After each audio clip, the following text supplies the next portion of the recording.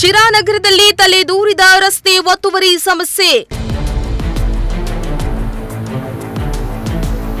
ಬೀದಿ ಬದಿ ವ್ಯಾಪಾರ, ವಾಹನ ಸಂಚಾರಕ್ಕೆ ಸಂಚಕಾರ.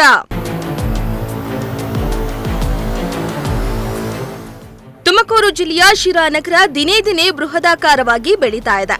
ಹೀಗಾಗಿ ನಗರದಲ್ಲಿ ಯಾವಾಗಲೂ ಸಂಚಾರ ದಾಟನೆ ಸಾಮಾನ್ಯವಾಗಿದೆ.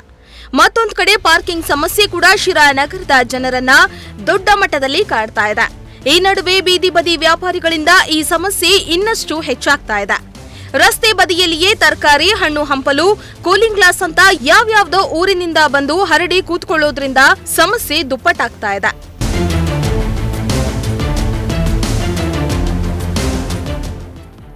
ಹಿಂದೆಲ್ಲ ಮಂಗಳವಾರವಷ್ಟೇ ಕಾಣಿಸ್ತಾ ಇದ್ದ ಬೀದಿ ವ್ಯಾಪಾರಿಗಳ ದರ್ಶನ ಈಗ ನಿತ್ಯವೂ ಆಗ್ತಾ ಇದೆ.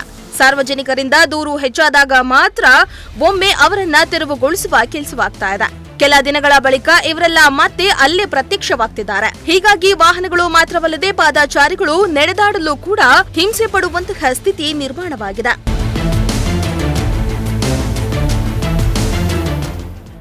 ರಸ್ತೆಗಳಲ್ಲಿ ಬೀದಿ ಬದಿ ವ್ಯಾಪಾರಸ್ಥರಿಗೆ ವಲಯ ನಿರ್ಮಿಸಿಕೊಡುವ ಪ್ರಸ್ತಾವನೆಯಿದ್ದು, ಇದು ಕಾರ್ಯರೂಪಕ್ಕೆ ಬರುವುದು ಗಗನ ಕುಸುಮವಾಗಿದೆ.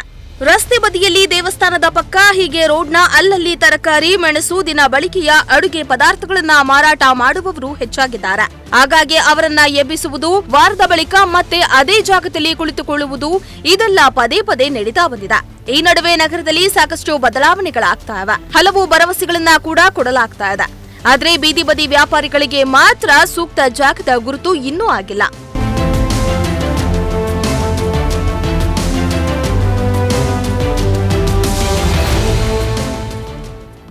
ಇನ್ನು ನಗರಸಭೆ ತರಕಾರಿ ಮಾರುಕಟ್ಟೆಗೆ ಜಾಗ ಗುರುತಿಸುವ ಕಾರ್ಯ ಕೂಡ ಇನ್ನೂ ಆಗಿಲ್ಲ. ಪ್ರತಿ ವರ್ಷ ನಗರಸಭೆ ನೆಲಕ್ಕೆ ಕರ ವಸೂಲಿ ಎಂದು ಹರಾಜು ಮೂಲಕ ಲಕ್ಷಾಂತರ ಆದಾಯ ಪಡಿತಾ ಇದೆ.